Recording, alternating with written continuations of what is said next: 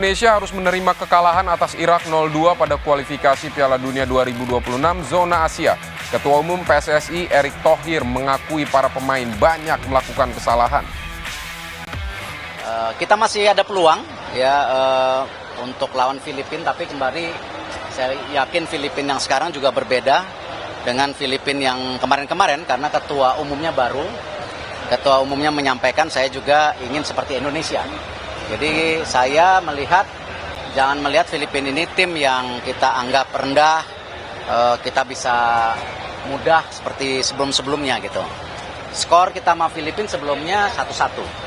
Artinya untuk pertandingan di Indonesia tanggal 11 kita harus benar-benar memaksimalkan poin yang hari ini hilang. Dan hari ini kita bisa lihat kan kita memang kalah karena kita sendiri.